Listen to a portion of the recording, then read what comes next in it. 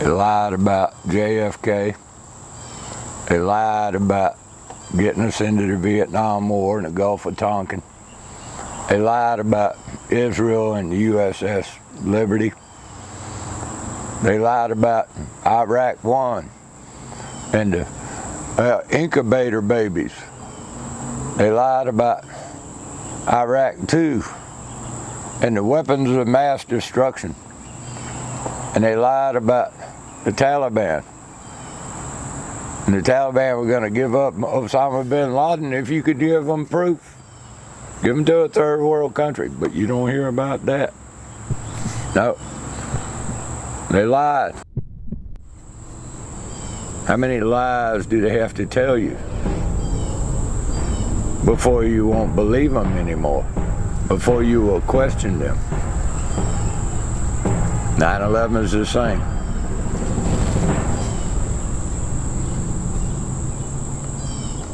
Are you going to continue to live the lie? Now, more on the latest building collapse in New York. You might have heard a few moments ago, I was talking about the Salomon Brothers building collapsing. And indeed it has. Apparently that's only a few hundred yards away from where the World Trade Center towers were. And it seems that this was not a result of a new attack. It was because the building had been weakened during this morning's attacks. As you can see behind me, the Trade Center appears to be still burning. We see these huge clouds of smoke and ash, and we know that behind that there's an empty piece of what was a very familiar New York skyline, a symbol of the financial prosperity of this city. It's now, what, some 8 hours since the attacks. Is there any estimate yet available of the number of casualties in the World Trade Center? When you talk to people they daren't even say how many people might have been killed and injured, and I think that feeling, until the idea of the devastation, people don't really know what to say or what to think. I think they feel the bubble of their security as being in America has definitely been popped. This city and this country will not be the same, but they don't really know where to turn. That's the very sad thing. I think there's going to be a lot of very, very traumatized people that has hit them very, very hard. Jane, I think many of us, when we heard the news, perhaps on the radio earlier today, were completely flabbergasted by it and just couldn't comprehend it. I mean, it almost sounded too far-fetched. I was wondering what it's felt like for you being in Manhattan. Well, unfortunately, I think we've lost the line with Jane Stanley.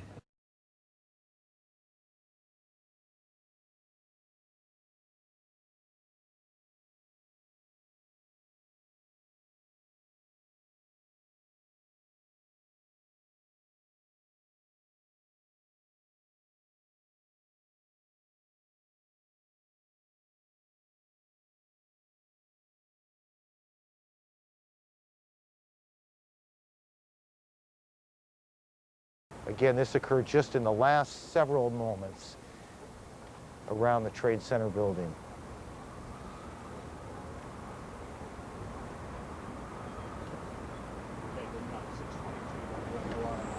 Building number 7, 47 stories. If there's one thing the last 4 years should have taught you, government lies. Government lies and liberty dies. That ought to be a lesson that we all learn, especially after the last 4 years. Look at the lockdowns, look at the stupid mask and the stupid social distancing, and the people that went along with it, living the lies. But just now, this is the 14th of September, 2024. 9/14/2024. And we just passed 9/11/2024. 23 years after the towers fell.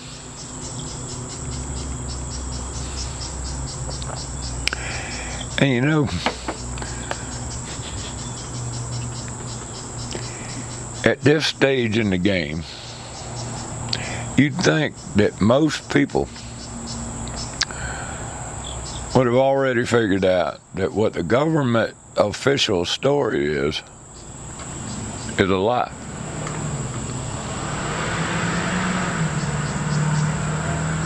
Have you figured that out yet?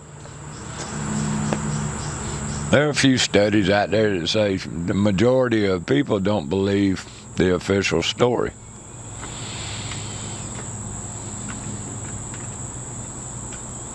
I just don't know how you can still believe the official story.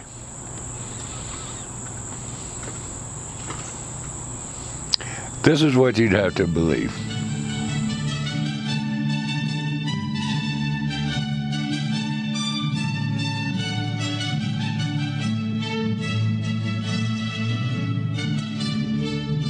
On the morning of September 11th, 2001, 19 men armed with box cutters, directed by a man on dialysis in a cave fortress halfway around the world using a satellite phone and a laptop, directed the most sophisticated penetration of the most heavily defended airspace in the world, overpowering the passengers and the military combat-trained pilots on 4 commercial aircraft before flying those planes wildly off course for over an hour without being molested by a single fighter interceptor.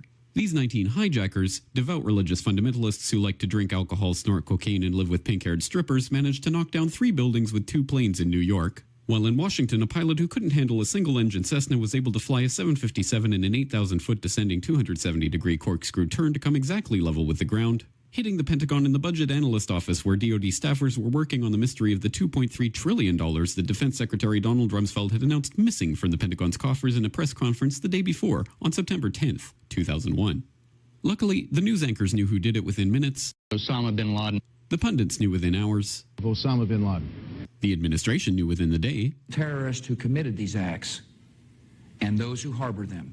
And the evidence literally fell into the FBI's lap. That a hijacker's passport was found blocks from the World Trade Center crash site, if you can believe that.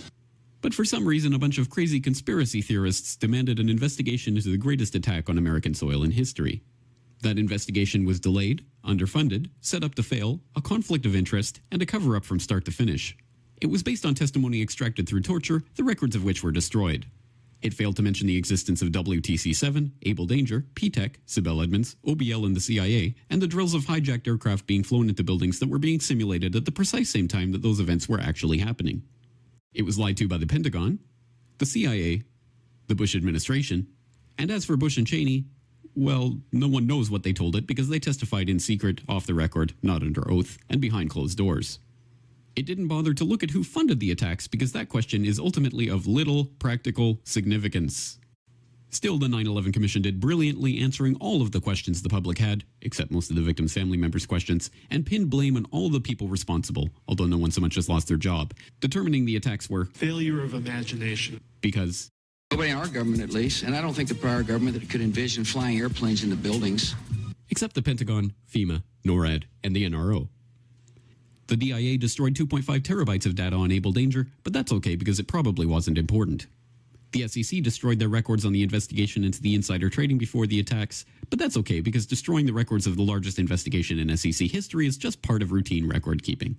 NIST has classified the data that they used for their model of WTC-7's collapse, but that's okay because knowing how they made their model of the collapse would jeopardize public safety. The FBI has argued that all material related to their investigation of 9/11 should be kept secret from the public, but that's okay because the FBI probably has nothing to hide. This man never existed, nor is anything he had to say worthy of your attention, and if you say otherwise, you are a paranoid conspiracy theorist and deserve to be shunned by all of humanity. Likewise him, and her, and her, and her, and him. Osama bin Laden lived in a cave fortress in the hills of Afghanistan, but somehow got away. Then he was hiding out in Tora Bora, but somehow got away. Then he lived in Abbottabad for years, taunting the most comprehensive intelligence dragnet employing the most sophisticated technology in the history of the world for a decade, releasing video after video with complete impunity and getting younger and younger as he did so, before finally being found in a daring SEAL team raid which wasn't recorded on video, in which he didn't resist or use his wife as a human shield, and in which these crack special forces operatives panicked and killed this unarmed man, supposedly the best source of intelligence about those dastardly terrorists on the entire planet. Then they dumped his body in the ocean before telling anyone about it. Then a couple dozen of that team's members died in a helicopter crash in Afghanistan. This is the story of 9/11, brought to you by the media which told you the hard truths about His head could be seen to move violently forward. And they took the babies out of the incubators. And mobile production facilities.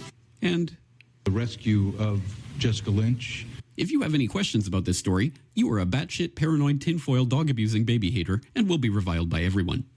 If you love your country and or freedom, happiness, rainbows, rock and roll, puppy dogs, apple pie, and your grandma, you will never ever express doubts about any part of this story to anyone. Ever. This has been a public service announcement by the Friends of the FBI, CIA, NSA, DIA, SEC, MSM, White House, NIST, and the 9/11 Commission. Because ignorance is strength. And there is so much evidence out there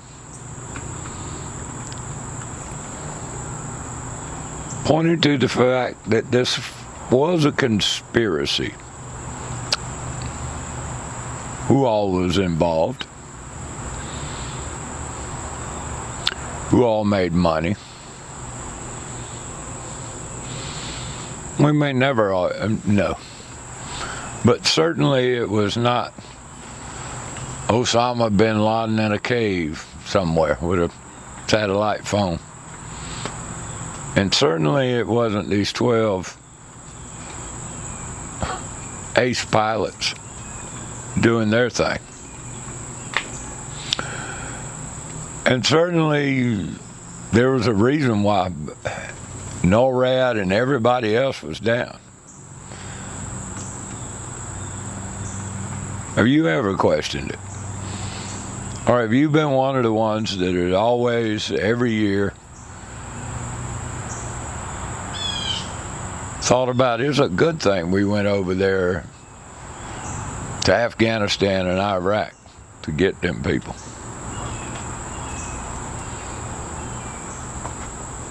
Are you a supporter of the forever wars? The war on terror. And what did it bring us? It brought us the Patriot Act. And remember, everything, anything, the title of a bill that is in Congress is always the opposite of what they're telling you. The Unpatriot Act. That's where the beginnings of the TSA and the Homeland Security and the fill you up and x-ray you and take your shoes off and all that. And how about the anthrax? Remember anthrax coming in right behind 9/11? There is some indication, and I don't have the conclusions, but some of this anthrax may, and I emphasize may, have come from Iraq. Oh, is that right? If that may be the case, then that's when some tough decisions are going to have to be made too. And so they were aware from the start that it was almost certainly a domestic source, and yet all kinds of factions within the government and out tried continuously to depict it as something that was likely coming from Iraq, and they continued to do that for several years, even when it was clearly established that it was almost certainly a domestic source. Right behind the towers falling. Remember that? It turns out that the anthrax came from Fort Detrick, Maryland. Only place in the world. As we now know, of course, the anthrax attacks were a false flag event. By early 2002, it was confirmed that the anthrax had sourced to the U.S. Army Medical Research Institute for Infectious Diseases at Fort Detrick, a key facility within America's own bioweapons program. Soon, suspicion fell on Stephen Hatfill, a person of interest identified by the FBI, who eventually won a $4.6 million lawsuit against the Department of Justice for falsely accusing him of his participation in the attacks and illegally leaking his identity to the press. The blame for the attacks was then pinned on Bruce Ivins, a researcher at Fort Detrick who conveniently died before the FBI could identify him or try him in court. But at this point, if you haven't questioned 9/11, if you don't realize that it's been a lie, and I'm not saying that I know all of it and all that, there's enough evidence to tell you it is a lie. And we know that the war on terror is a lie. Look at the billions and trillions. Some estimates go as high as $7 trillion have been spent on the war on terror in the last 23 years. Liberty is gone. The industrial censorship complex is growing out of it. The biosecurity state is growing out of it. They could have never done what they've done during the Corona without the Patriot Act and the new alphabet agencies that were created around it, and the new rules and regulations. Got to have rules, you know. The new rules and regulations that go around it. So 9/11 is critical to understanding what's gone on in the last 20 years. And if you're not questioning that, you're not questioning anything. And if you're just living the lie,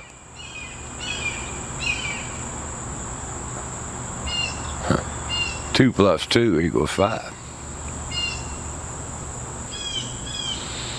If you just scratch the surface, just the teeniest, tiniest bit on the 9/11 lie,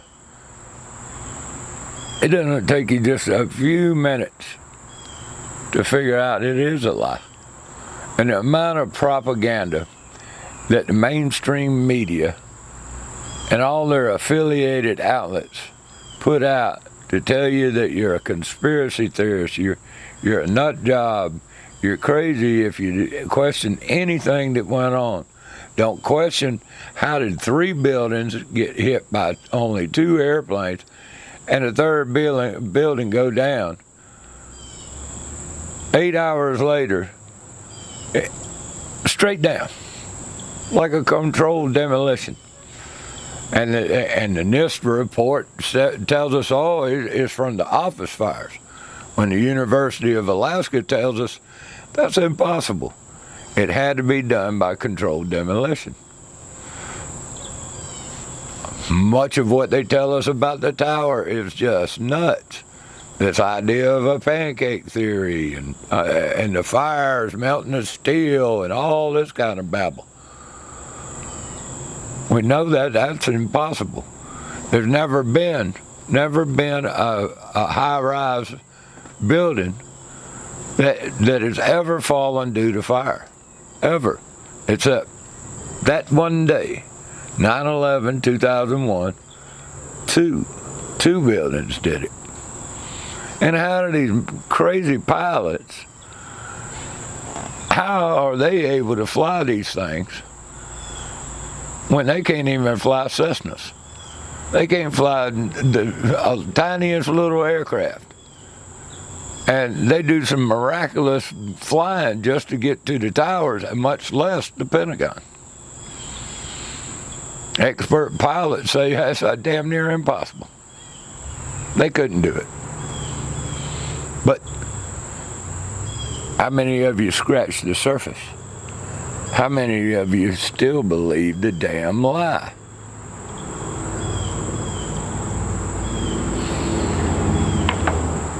There's so much evidence out there for anybody that wants to look.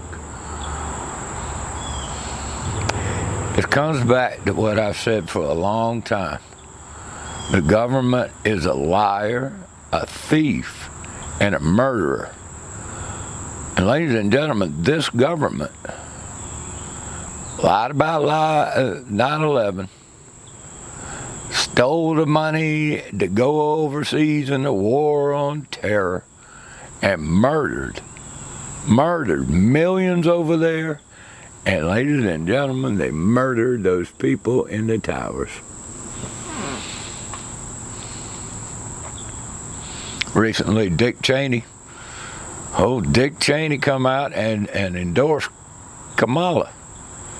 What the hell? Dick Cheney and George Bush are massive war criminals. Henry Kissinger, another war criminal. This government is criminal. Are you going to still go for the lie?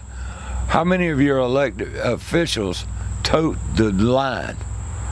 They go up and they hang wreaths and everything and all and memorialize and even say the war on terror, it was good we go over there and kill millions of people. Of course, everybody does remember what they were doing on September 11th. I can tell you what I was doing. I know everybody in this room that's old enough can remember exactly where they were at when that horrific event happened. Detrimental attack on our nation and on our sovereign soil. And I'm glad everyone overseas that attacked us paid dearly, because we made good on a promise that we were going to protect our nation and our people. Mr. Vice Chair. Why? Why? When they should be angry at the cover-up, the crime, because this was a crime. It was a massive murder and terror by our own government and other governments and other accomplices in order to enable the war on terror and profit from it, and more control and less liberty for the American people.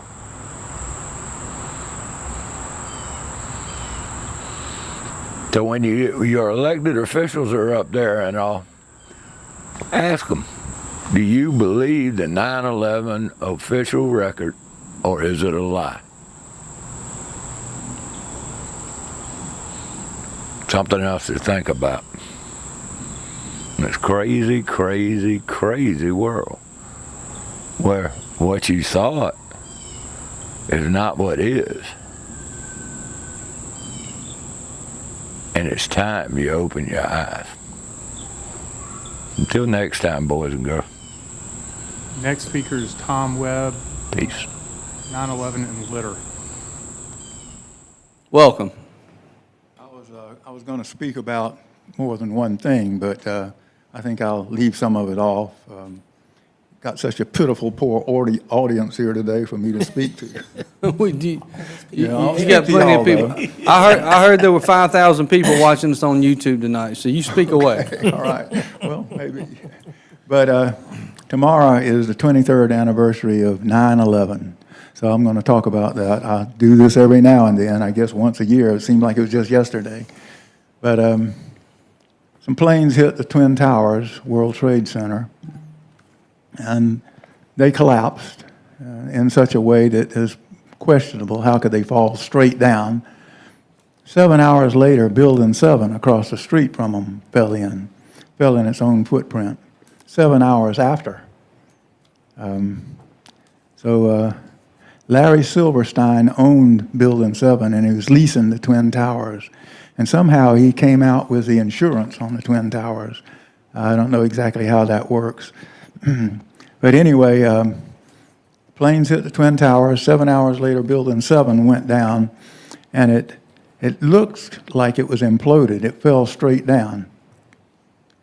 So there have been questions about that, and the NTSC, National Institute of Standards and Technology, did a study of Building 7, trying to figure out what happened. Took them 7 years to come up with the information that they made public, and they said fire brought it down. It had very little fire in it. When the Twin Towers fell, debris from the Twin Towers knocked out windows on one side and maybe started a fire in it. It had some fire. It's referred to as office fires. Pretty well burned out by 7 hours later when it fell in. So what is presumed is that they tried to push the button on it to bring it down. It was already primed and ready to go, and something went wrong. It didn't work. So they had to rush back in and redo some things, and then 7 hours later there was a countdown, and Building 7 fell in its own footprint. So I have a book here from the architects and engineers at I'm forgetting where it even came from the University of Alaska. And they restudied it using what was available, and it's been much diagrams, and they came to the conclusion that fire had nothing to do with it. It was said that fire caused some beams to expand and pop rivets. They said it didn't. The original report said that it leaned before it fell down. They said that it didn't. It fell straight down. Building 7 was 47 stories high and almost as long as a city block. Not very wide, not very deep from front to back, but it was a very big building. And it had information in it that was going to be used for prosecuting some shenanigans that were going on, money that needed to be recovered, I guess, all buried in the rubble. So questions about Building 7 still persist. Osama bin Laden said he didn't do it. So who did? Larry Silverstein being the connection between 7 and the World Trade Center towers, it looks like there was a conspiracy. So when bin Laden was supposedly killed, SEAL Team 6 found him at a hideaway in, across the border from Afghanistan. So they went in, and one man went upstairs and shot who he thought was bin Laden. The next one that came up said he didn't recognize him. They'd been shown pictures of what bin Laden looked like. The guy had black hair. Bin Laden would have been gray by then. So they shot the wrong man, I presume may have been kin to bin Laden. But then they buried him at sea. And there have been plenty of other Muslims killed since then who have not been buried at sea. So it's all, looks like a plot. Osama had just found his birth certificate, surprise, surprise, 3 days before the raid on bin Laden.